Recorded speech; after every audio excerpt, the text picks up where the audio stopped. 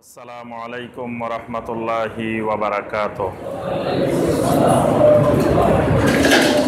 আলহামদুলিল্লাহি ওয়াহদা ওয়াসসালাতু ওয়াসসালামু আলা মান লা নাবিয়্যা বা'দা ওয়া আলা আলিহি ওয়া আসহাবিহি ওয়া মান ওয়ালা। সম্মানিত মুসল্লিয়ানে কেরাম, আলহামদুলিল্লাহ আমরা 1438 হিজরি সনের আজকে 28 রমাদান তারিখে ইফতারির পূর্ব মুহূর্তে আমরা আল্লাহ সুবহানাহু ওয়া তাআলার ঘর মসজিদে বসে দ্বীনি হালাকাতুজ জিকিরের মাজলিসে বসার এবং দিন সম্পর্কে কিছু কথাবার্তা বলার এবং শোনার আল্লাহ পাক আমাদেরকে তৌফিক দিয়েছেন। এই জন্য আল্লাহ পাকের শুকর আদায় করি, সকলে বলি আলহামদুলিল্লাহ। আলহামদুলিল্লাহ, আমরা এই শাহরে রমাদানের শেষ দশকে শেষ 10 দিনে আমরা এই ইতিকাফের মধ্যে আমরা দৈনিক 2 বার করে হালাকা করেছি, অর্থাৎ প্রতিদিন সকাল 11টায় একবার এবং সন্ধ্যায় বাদ আসর একবার। তো এই বছর আমরা এই হালাকাগুলোতে যেই বিষয়ে আলোচনা করেছি সেটি হলো ফিকহি গুরুত্বপূর্ণ মাসাইল। ফিকহি যে মাসাইলগুলো আমাদের খুব দরকার, এইরকম মাসালাগুলো আমরা আলোচনা করেছি। যেই কিতাব থেকে, ফতোয়ার একটি কিতাব থেকে আমরা আলোচনা করেছি। ফতোয়ার কিতাবটার নাম হলো ফাতোয়া উলামা ইল বালাদিল হারাম। এই ফতোয়ার কিতাবটা, এটার নাম হলো ফাতাওয়া উলামা ইল বালাদিল হারাম, অর্থাৎ বালাদিল হারামের ওলামায়ে কেরামের ফতোয়া। বালাদুল হারাম কোনটা? জি, মক্কা মুকাররমা, মদিনা মুনাওয়ারা, দুইটাই হারাম, হারামাইন শরীফাইন। এজন্য বলা হয় যে হারামাইন আশ শরীফাইন, সম্মানিত 2 হারাম। মক্কার মসজিদে হারাম, এবং এই মক্কার একটা হারামের সীমানা আছে, এলাকা আছে। আবার মদিনাতেও একটা হারামের সীমানা আছে, মসজিদে নববীতেও হারামের সীমানায়, মসজিদে হারামও হারামের সীমানায়। এই হারামের দেশের ওলামায়ে কেরাম, অর্থাৎ মক্কা এবং মদিনার সম্মানিত ওলামায়ে কেরাম, যে সকল ওলামায়ে কেরাম সমগ্র পৃথিবীতে, সারা দুনিয়াতে যারা আলেম হিসাবে স্বীকৃতি লাভ করেছেন, যাদেরকে সমগ্র পৃথিবী আলেম হিসাবে গ্রহণ করেছেন, এরা হলেন ওলামাউল বালাদিল হারাম। বিশেষ করে এখানে সৌদি আরবের ফতোয়া সংক্রান্ত একটি সর্বোচ্চ কমিটি আছে, এটার নাম হলো ফাতোয়া আল-লাজনা আদ-দাইমা লিল বুহুসিল ইলমিয়্যা ওয়াল ইফতা, অর্থাৎ এলমি বিষয়গুলোতে, এলমি গবেষণা এবং ইফতার ক্ষেত্রে স্থায়ী কমিটির ফতোয়া, সর্বোচ্চ স্থায়ী কমিটির ফতোয়া। এখানে সারা পৃথিবীর মধ্যে শীর্ষ আলেম যারা, তাদেরকে দিয়ে একটি এই ফতোয়া আল-লাজনা আদ-দাইমা গঠন করা আছে। তারা সারা পৃথিবী থেকে যে গুরুত্বপূর্ণ ফতোয়াগুলো আসে সেগুলোর উত্তর প্রদান করেন। আর বিশেষ করে কয়েকজন আলেম সারা পৃথিবীতে খুব প্রসিদ্ধি লাভ করেছেন, এদের ফতোয়া সারা পৃথিবীর মুসলিম উম্মাহ গ্রহণ করে নিয়েছেন। একজন হলেন শাইখ বিন বাজ রাহিমাহুল্লাহ, একজন হলেন শাইখ মোহাম্মদ বিন সালেহ আল উসাইমিন রাহিমাহুল্লাহ, একজন হলেন শাইখ নাসিরউদ্দিন আলবানী রাহিমাহুল্লাহ, আরেকজন বর্তমান দুনিয়ার শীর্ষ আলেমদের একজন সালেহ আল ফাওজান হাফেজাহুল্লাহ।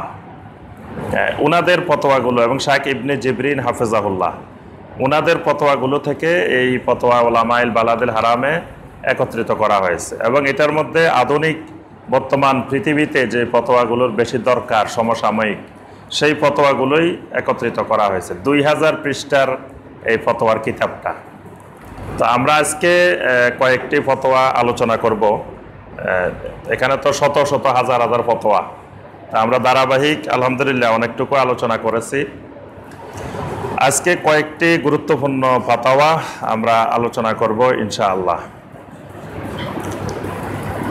সৌদি আরবের ফাতোয়া আল-লাজনা আদ-দাইমা লিল বুহুসিল ইলমিয়্যা ওয়াল ইফতার কাছে যে একটি ফতোয়ার জন্য পাঠানো হয়েছে, ওনারা এই ফতোয়ার উত্তর দিয়েছেন।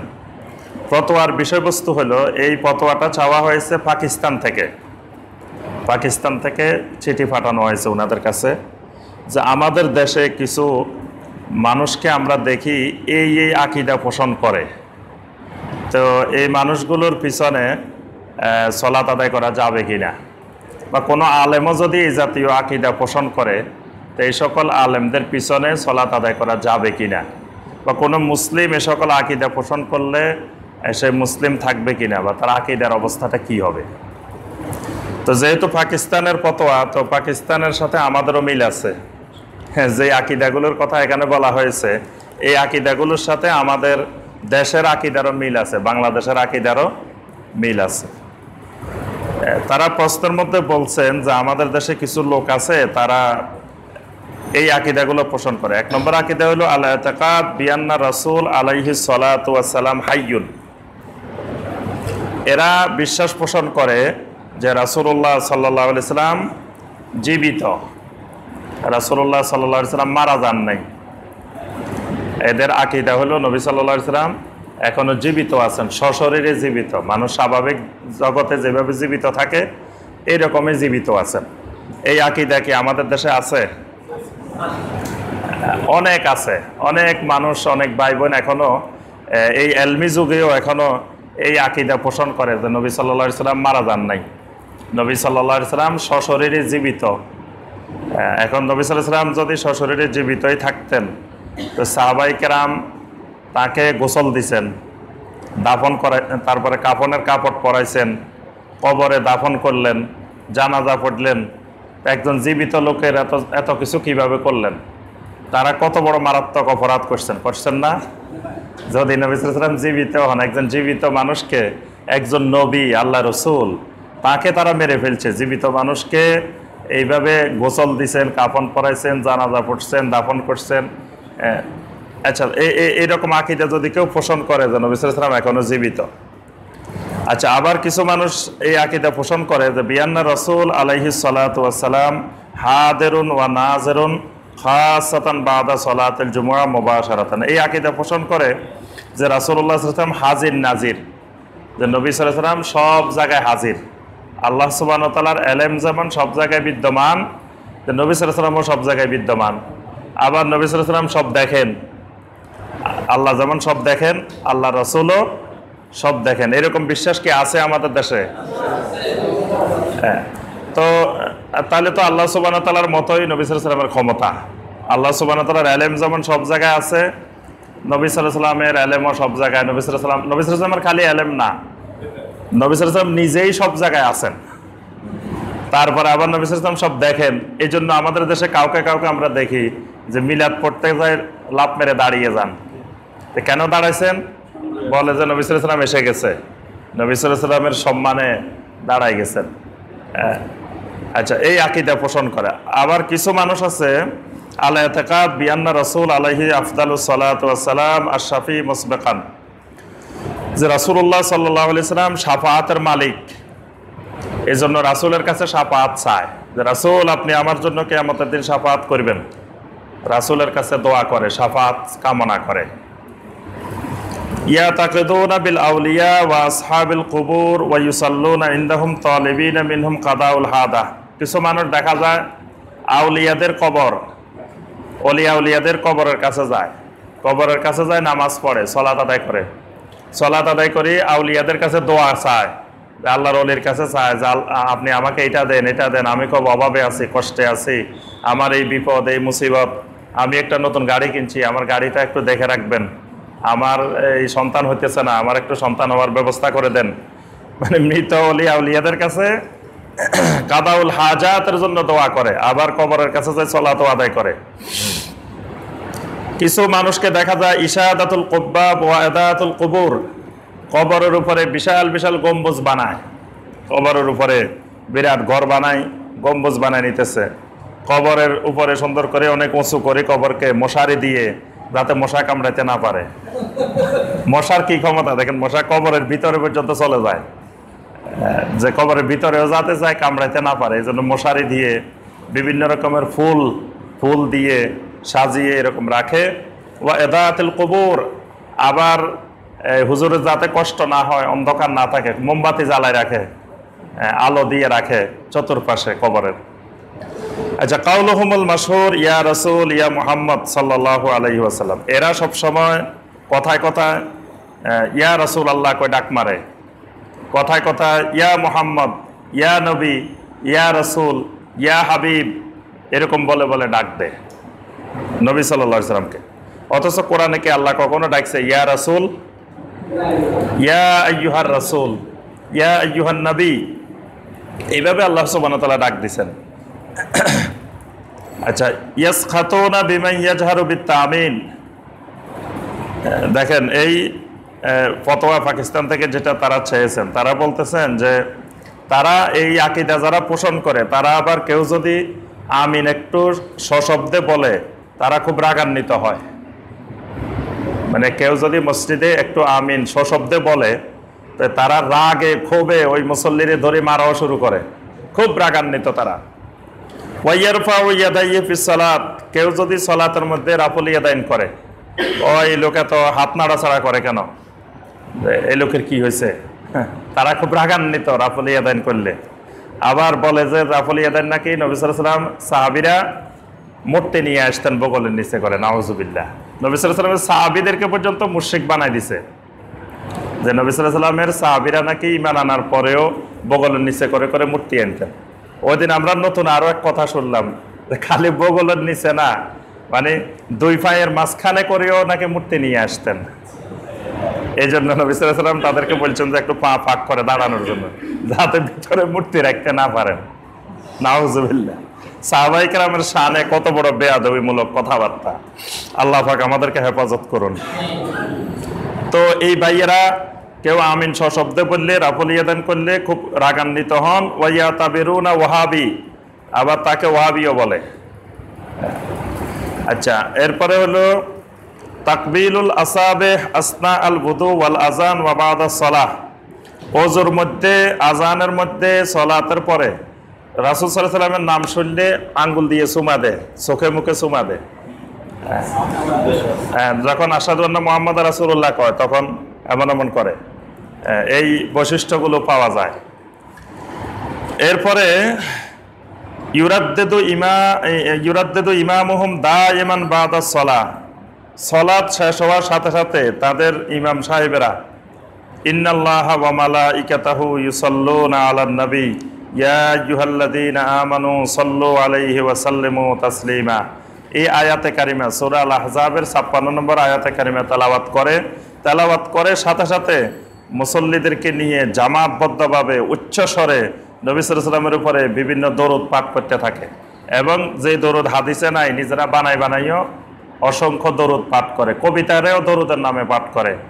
শেখ সাদী রহমতুল্লাহ আলাইহির কবিতা বালাগাল উলা বিকামালিহি, এই কবিতাকেও দরুদ বানিয়ে ফেলছে। আরও অনেক কবিতা এরকম নিজেরা বানিয়ে বানিয়ে পাঠ করে, এটা এদের বৈশিষ্ট্য। আচ্ছা, এরপরে ইয়াতাহাল্লাকুনা বাদা সালাতুল জুমুআ ওয়াকিফিন ওয়া ইয়ানশুদুন ওয়া ইয়ামদাহুন বিসাউতিন মুরতাফি, জুমআ সালাতের পরে সবাই গোল হয়ে এক জায়গায় মসজিদে সমবেত হয়ে নতুন নতুন বিভিন্ন গান কবিতা গান গায় সুউচ্চ আওয়াজে, সুরে সুরে সবাই একসাথে, এবং এই কাজ তারা করে থাকেন। আচ্ছা, এরপরে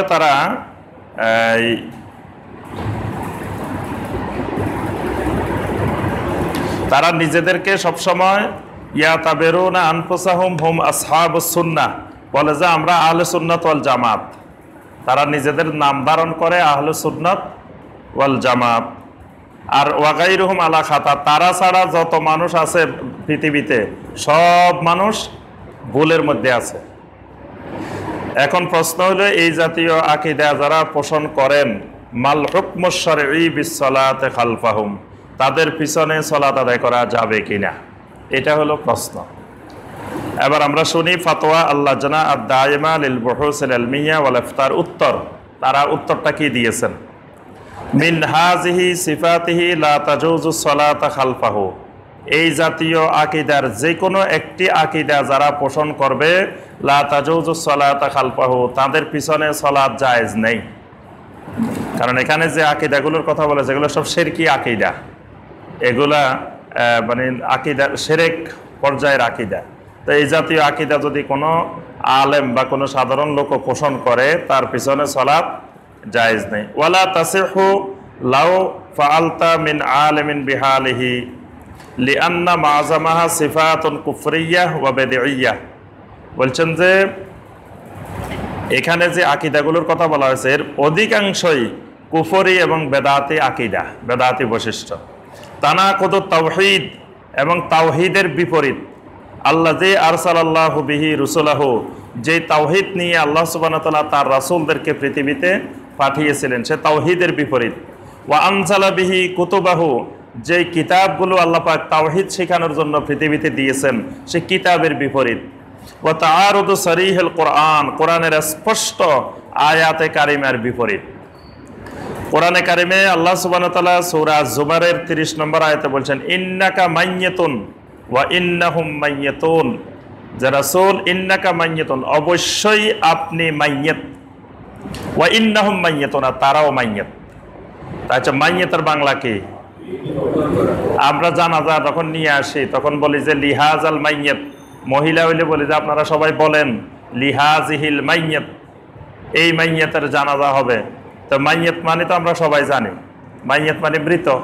তা আল্লাহ সুবহানাহু ওয়া তাআলা নবীকে বলছেন ইন্নাকা মাইয়াতুন, আপনি মাইয়াত।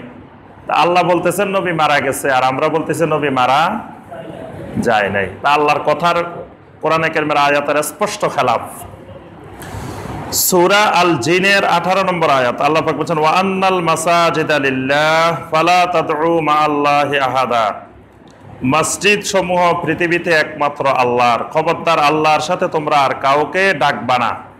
মানে আপনার যদি কোনো বিপদ আপদ মুসিবত কিছু দরকার হয় তো ডাক দিতে হবে ইয়া আল্লাহ, আল্লাহকে ডাক দিতে হবে সার্বক্ষণিক, সকাল বিকাল রাত্রে ঘুমে যে কোনো সময় যে কোনো আপদে বিপদে ডাকতে হবে একমাত্র আল্লাহকে। কিন্তু আল্লাহকে ছাড়া যদি ইয়া রাসূলুল্লাহ কই ডাক মারি তো রাসূল সাল্লাল্লাহু আলাইহি ওয়াসাল্লাম কি আমাকে আপনাকে বিপদে সাহায্য করতে পারবেন? যদি পারতেন তো নবী সাল্লাল্লাহু আলাইহি ওয়াসাল্লাম তার সাহাবীদেরকে প্রথম সাহায্য করতেন। নবী সাল্লাল্লাহু আলাইহি ওয়াসাল্লামের ইন্তেকালের পরে তার সাহাবীরা কত বিপদে পড়ছেন না? নবী সাল্লাল্লাহু আলাইহি ওয়াসাল্লাম জীবিত অবস্থায় ধরেন না, জীবিত অবস্থায়ও যদি সাহায্য করতে পারতেন তো নবী সাল্লাল্লাহু আলাইহি ওয়াসাল্লামের 6 জন বড় আলেম সাহাবী, আমরা গতকাল তাফসীরে তো আলোচনা করছি, 6 জন বড় আলেম সাহাবী তাদেরকে যখন রেইল এবং জাকওয়ান গোত্রে, আদল এবং কারা গোত্রের ওখানে তারা নিয়ে ষড়যন্ত্র করে হত্যা করছে, তো নবী সাল্লাল্লাহু আলাইহি ওয়াসাল্লাম তো মদিনা থেকে তাদেরকে রক্ষা করতে পারেন নাই। তারাও ওখান থেকে ইয়া রাসূলুল্লাহ বলে ডাক দেন নাই যে রাসূল আপনি মদিনায় বসে রয়েছেন আর আমাদেরকে মেরে ফেলতেছে, আমাদেরকে বাঁচান, এই কথা বলছেন তারা।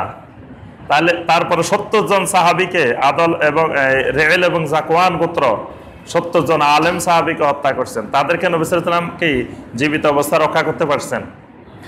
নবী সাল্লাল্লাহু আলাইহি ওয়াসাল্লামেরকে আল্লাহ পাক এই জাতীয় ক্ষমতা দেন নাই যেটা আল্লাহর ক্ষমতা, এটা একমাত্র আল্লাহর তাওহীদ, আল্লাহর ক্ষমতা। নবী সাল্লাল্লাহু আলাইহি ওয়াসাল্লামের ইন্তেকালের পরে সাহাবায়ে কেরাম যুদ্ধ করে নিজেরা সিফফিনের যুদ্ধ, তারপরে জামালের যুদ্ধ, অষ্টির যুদ্ধ, কত সাহাবী শহীদ হয়ে গেলেন। তো নবী সাল্লাল্লাহু আলাইহি ওয়াসাল্লাম তো কবর থেকে বের হয়ে এসে তাদেরকে এই ঝগড়া ফয়সালা থামান নাই, খবরদার ঝগড়া করিও না, মারামারি করিও না, আমি এখনো জীবিত আছি। আচ্ছা, জীবিত মানুষের জীবিতর কোনোদিন খলিফা হয় না। খলিফা মানে একজন মারা যায়, মারা যাওয়ার পরে খলিফা হয়। খলিফা মানে তার অবর্তমানে যিনি দায়িত্ব পালন করবেন তার নাম খলিফা। আল্লাহ সুবহানাহু ওয়া তাআলা কখনো কি অবর্তমান থাকেন? এজন্য আল্লাহর কোনো খলিফা নাই, কিয়ামত পর্যন্ত আল্লাহর কোনো খলিফা হবে না। কিন্তু রাসূল সাল্লাল্লাহু আলাইহি ওয়াসাল্লামের খলিফা হয়েছেন। আবু বকর রাদিয়াল্লাহু তাআলা আনহু যখন খেলাফতে বসলেন তখন সাহাবায়ে কেরাম একজন সাহাবী এসে বলছেন ইয়া খলিফাতাল্লাহ, হে আল্লাহর খলিফা। আবু বকর রাদিয়াল্লাহু তাআলা আনহু সাথে সাথে বলছেন লাস্তু বিখালিফাতিল্লাহ ওয়ালাকিন্নী খালিফাতু রাসূলিল্লাহ সাল্লাল্লাহু আলাইহি ওয়াসাল্লাম, যে আমি আল্লাহর খলিফা না, আমি রাসূলুল্লাহ সাল্লাল্লাহু আলাইহি ওয়াসাল্লামের খলিফা। মানে রাসূলুল্লাহ সাল্লাল্লাহু আলাইহি ওয়াসাল্লাম আজকে পৃথিবীতে নাই, মারা গেছেন, মৃত্যুবরণ করেছেন, এই জন্য তার অবর্তমানে তার দায়িত্বগুলো পালন করার জন্য আমি খলিফা। তাহলে সাহাবায়ে কেরামের আকীদা কত পরিষ্কার যে নবী সাল্লাল্লাহু আলাইহি ওয়াসাল্লাম মারা গেছেন, এই জন্য তারা খলিফা নিয়োগ করছেন। নবী সাল্লাল্লাহু আলাইহি ওয়াসাল্লাম যদি জীবিত থাকতেন তারা খলিফা বানাইতেন। তারপরে আপনার নবী সাল্লাল্লাহু আলাইহি সাল্লাম যখন ইন্তেকাল করলেন, ওমর রাদিয়াল্লাহু তাআলা বললেন যে যেই বলবে যে নবী সাল্লাল্লাহু আলাইহি সাল্লাম মারা গেছে আমি তার গর্দান ফেলে দিব। নবী সাল্লাল্লাহু আলাইহি সাল্লাম মারা যান নাই, নবী সাল্লাল্লাহু আলাইহি সাল্লাম ঘুমাইছেন অথবা কোনো অন্য জগতে আছেন, বিশ্রামে আছেন। আবু বকর রাদিয়াল্লাহু তাআলা এসে চাদর মোবারক উল্টায় চেহারা দেখলেন, দেখে চেহারা কপালে একটা চুম্বন দিলেন, চুম্বন দিয়ে বললেন যে আল্লাহ রাসূল আপনি আমাদেরকে রেখে চলে গেলেন। এরপরে আবু বকর রাদিয়াল্লাহু তাআলা বাহিরে আসলেন, এসে ঘোষণা দিলেন যে ইন্না মুহাম্মাদান সাল্লাল্লাহু আলাইহি ওয়াসাল্লাম কাদ মাতা, আল্লাহ রাসূলের সাহাবীরা শোনো যে মুহাম্মদ সাল্লাল্লাহু আলাইহি ওয়াসাল্লাম মারা গেছেন। স্পষ্ট ঘোষণা দিয়েছেন আবু বকর রাদিয়াল্লাহু তাআলা, কাদ মাতা বলছেন, মাতা মানে মৃত্যুবরণ করেছেন। ওমর রাদিয়াল্লাহু তাআলা আনহুকে বারবার ডাকতেছেন থামো তুমি, নবী সাল্লাল্লাহু আলাইহি ওয়াসাল্লাম মারা গেছেন। ওমর রাদিয়াল্লাহু তাআলা আনহু থামতেছেন না। তখন আবু বকর রাদিয়াল্লাহু তাআলা আনহু কোরআনে কারীমের আয়াত তেলাওয়াত শুরু করলেন, ওয়ামা মুহাম্মাদুন ইল্লা রাসূল কাদ খালাত মিন ক্বাবলিহির রুসুল আফা ইম্মাতা আও কুতিলান কালাবতুম আলা আকাবিকুম। আল্লাহ পাক বলছেন উহুদের যুদ্ধের ব্যাপারে আয়াতটা নাযিল হয়েছিল যে চতুর্দিকে খবর রটায় দিয়ে হয়েছে যে মুহাম্মদ সাল্লাল্লাহু আলাইহি ওয়াসাল্লাম মারা গেছে। তো তখন আল্লাহ পাক বলছেন যে মুহাম্মদ সাল্লাল্লাহু আলাইহি ওয়াসাল্লাম তো একজন রাসূল, তার আগে কত রাসূল পৃথিবীতে আসছেন, তারা সবাই তো মারা গেছেন। তো মুহাম্মদ সাল্লাল্লাহু আলাইহি ওয়াসাল্লাম যদি মারা যান, শহীদ হন, তো অসুবিধা কি? এন কালাবতুম আলা আকাবিকুম, তোমরা কি আবার পিছনের দিকে, কুফরের দিকে, জাহিলির দিকে চলে যাবা? আবু বকর রাদিয়াল্লাহু তাআলা বললেন, শোনো, আমরা যেই আল্লাহর ইবাদত করি সেই আল্লাহ কখনো মৃত্যুবরণ করেন না। আর মুহাম্মদ সাল্লাল্লাহু আলাইহি ওয়াসাল্লাম মৃত্যুবরণ করেছেন, আমরা মুহাম্মদ সাল্লাল্লাহু আলাইহি ওয়াসাল্লামের ইবাদত করি না, আমরা মুহাম্মদ সাল্লাল্লাহু আলাইহি ওয়াসাল্লামের ইবাদত করি না। মুহাম্মদ সাল্লাল্লাহু আলাইহি ওয়াসাল্লাম চলে গেলে যেই, থাকলে যে, না থাকলেও সেই, আমরা আল্লাহর ইবাদত করি। আল্লাহ আগেও ছিলেন, এখনো আছে। তাহলে সাহাবায়ে কেরাম বিষয়গুলো স্পষ্ট করে দিয়েছেন। তারপরেও যদি কেউ বলে যে না নবী সাল্লাল্লাহু আলাইহি ওয়াসাল্লাম মারা যান নাই, জীবিত, তাহলে সূরা আল জিনের 18 নম্বর আয়াত, ওয়ায়ুনকিরু আলাইহিমুল বিদআ আল্লাতী ইয়াফআলুনাহা বিউসলুবিন হাসানিন ফাইন কাবিলু ফাআলহামদুলিল্লাহ।